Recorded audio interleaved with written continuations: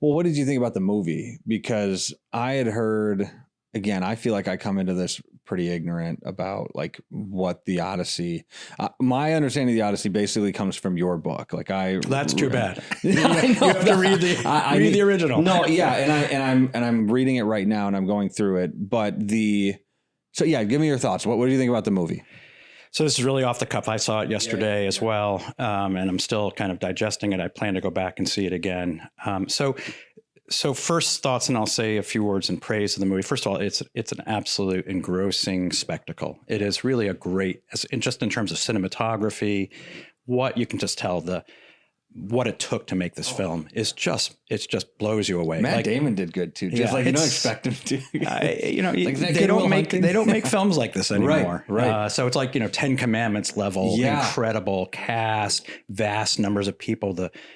Where they filmed it, Nolan's to be especially praised because he films on locations. He doesn't do the CGI shortcuts if he can avoid it. Yeah. Obviously, there's some post production stuff. Oppenheimer, they blew something up for that. No, so he really wants to capture something of reality, which of course in the Odyssey is difficult because there are so many fanciful aspects to it. So I appreciate that. And I also, as someone who has read the Odyssey many times, when you read the Odyssey, certainly in a modern world, you kind of read it and you think, man, I would love to see this on the screen. Yeah. I would love to see this, I'd love to see Scylla and Charybdis. I'd love to see Cyclops. I'd love to see these figures brought to life. And I can't think of any filmmaker today who could have done anything approaching what Nolan did. And let's face it, because of what he did, we're all talking about the Odyssey now. So those are words of praise. I also just want to say, without spoiler, there were certain things that I loved that are not in the text. I loved that he dwells on the dog Argos. Yeah. Argos is a very, very brief couple of sentences. Or a couple of lines, poetic lines in the text. Sure. But Argos is a kind of appears often in the film. And my dog sitting in the other room, as you know, I think anyone who has had a pet or loves a pet, that those scenes with Argos are profoundly moving. And I think it allows us to see the way in which sometimes when you read something like the Odyssey, it can seem so distant. Its ethos is so different than our own. It's a pre-Christian world.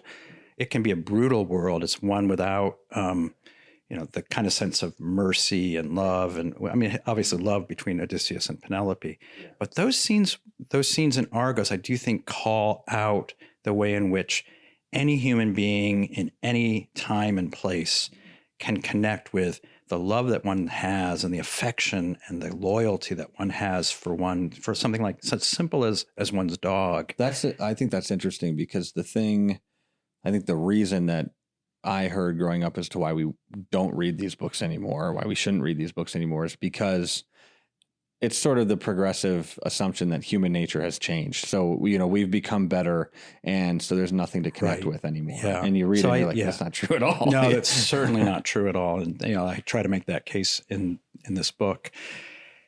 So those are some notes of praise. I obviously, I have some real, I shouldn't say obviously, but I do have some real critiques and misgivings about the film. I guess I'll just start with some of the biggest ones.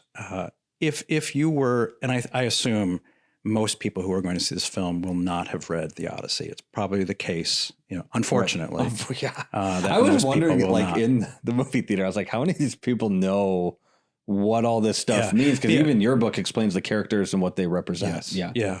So they might know some elements of the story. Probably people recognize, like, there's a Cyclops and there's a Scylla and Charybdis. There's certain episodes and like he wants to get home and maybe the suitors and he kills the suitors.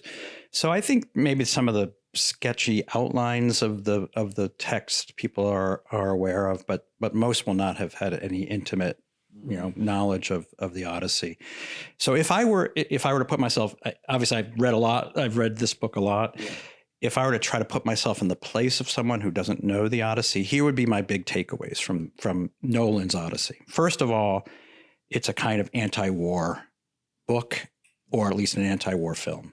like the one of the overarching messages of the film seems to be that the war in Troy is basically the source of civilizational decay and dissolution, right? So a theme in the film is that coming out of the destruction of Troy, now the entire civilization is kind of in a kind of decay.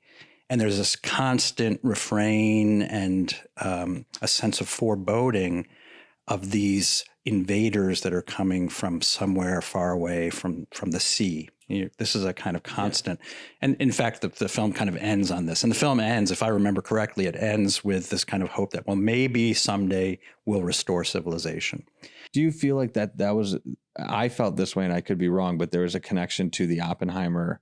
Yeah, I think that aspect of the film is basically an echo of Oppenheimer. Okay. In a sense, Odysseus becomes Oppenheimer, kind of regretting his participation in this terrible... The breaking of the bonds of men. Exactly. That's really interesting. Exactly. Yeah. So he casts now Odysseus as this figure who regrets his role in the Trojan War, who wishes in some ways that he hadn't participated.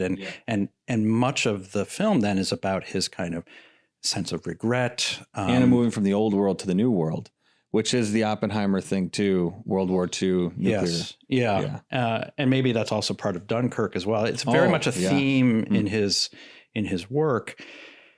But of course, this is absolutely not the story of the Odyssey at all. Okay. Odysseus does not regret his role in the Trojan War. It's celebrated. He's indeed, it's a source of much of his stature and his honor, and he revels in his role in defeating Troy. There's no regret for destroying the city. He has he does have a sadness, and obviously he wishes that his men had returned with him.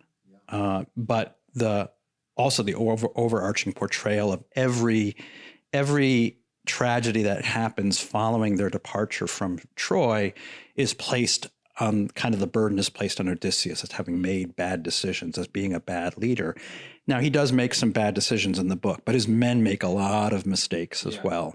Right. And this is, I think, also a kind of over kind of portrayal of Odysseus's shortcomings. So again, if I were just to have seen this movie, I would conclude, okay, so this is an anti-war text, which it is not. In fact, I would say the following, that the Trojan War is the consequence of disorder in the home. Mm-hmm. It's the consequence of an adultery, of Helen's either being abducted or willingly leaving Menelaus to go with Paris.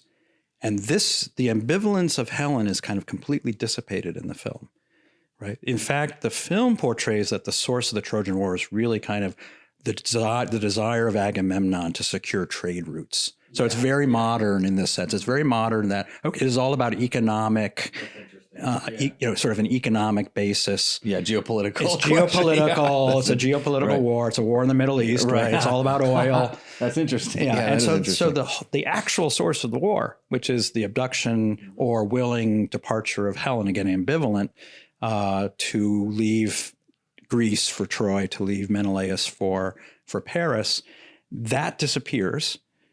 And what then disappears is that the disorder in the home, the disorder in the bedroom, the disorder in the family has cosmic implications. The disorder of the cosmos is deeply connected to the disorder within the home, and order can only be restored when order in the home, in the oikos, is restored, which is what happens in Ithaca. The principle of subsidiarity, essentially? I would say that in some ways the principle of that familial...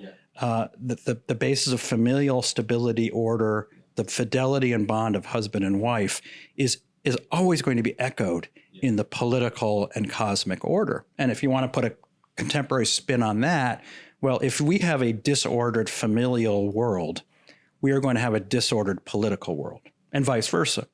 So that aspect of Odysseus, of the Odyssey, completely disappears in this film. And in fact, what the film tells us is that the Trojan War is the source of disorder, and the disorder now affects the entire world, when in fact, it's the restoration of the marriage bed of Penelope and Odysseus that now represents the reinstatement of civilization and the reestablishment of order. And that's gone in this movie. That doesn't exist in this movie. So number one, the biggest message of this movie, it seems to me, betrays the biggest message of the actual Odyssey. That's interesting. That's tough to think about, because I watched, Jonathan Pajot. Yeah.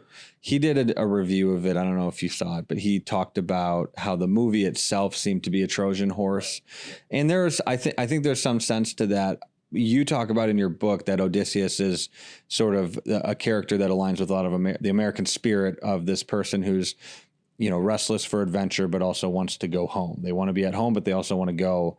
Did you find that concept or idea was portrayed well in Odysseus in the movie, that he was this guy who wanted to go home, but then right after he got home, he goes west. Like, is that right there or not? So this would be the second major critique of the film, which is that it's not just that he wants to go home. He's a character that I think reflects, you could say, something of the human dilemma, or our kind of what in the book I call our divided soul, which is not only, of course, the American divided soul, but the human divided soul, which is simultaneously our yearning and longing for something more than what we find among the familiar places of home. Our hearts are restless, to quote Augustine. We are creatures that are always longing for more than what we have or more than what is given. And this is a source that is, of course, both a source of great adventure, innovation, discovery, this human capacity for greatness, the ambition. And this is very much a part, I think, of what we encounter with Odysseus in the text of the Odyssey. And this I saw in some ways almost entirely lacking in the film. I love many of the set pieces. The Cyclops is just incredible. Circe transforming men into pigs is just an incredible cinematography. Yeah, that was hard to watch a little bit. Yeah, but more or less the entire journey home, I think pretty much consistently, it's all kind of horrors. And every time Odysseus and his men stop somewhere, it's horrific. It's a disaster. It's terrible. It's disaster. Yeah. And so the overwhelming impression, again, if you've only seen this movie, you haven't read the book, the overwhelming impression is it's a horrible place out there. You don't want to be out there. Get home as fast as you can. Kill the suitors, right? But this disorder of this world that seems to be generated by the Trojan War is amplified in every stop of his way home, when in fact in the text there's a lot of beauty. Calypso's island, for example, in the text is beautiful. It's described in these terms it's just a lush, gorgeous, green, florid, effervescent. It's just a place where you can see and you can imagine, okay, for 7 years, Odysseus is here. He's not eating lotus. He's there at least part of the time because it's an amazing place. The goddess is beautiful. It's a place of attractions. And so, and of course, what also is missing in the film is that on the island of Calypso, he's offered immortality, which that would be the human dream, right? To be offered immortality. That's entirely absent in the film. Why do you think he took that out? That seems to be like a central. It does seem to be central, but I think it's part of his desire simply to show that Odysseus there's very little attraction to anything in his homecoming. There's very little temptation for him on the way home.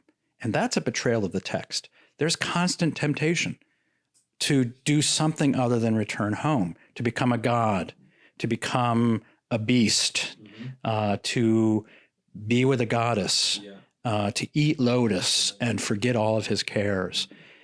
There's no temptation. And the text really, I think, what the text does is set forth a kind of the dilemma of the human spirit, which is that we are creatures that long for things that are either less or more than human. And the difficult thing for human beings, because our nature is one in which this is part of our nature, is to long for something that is either less or more than our nature. And how do we negotiate that?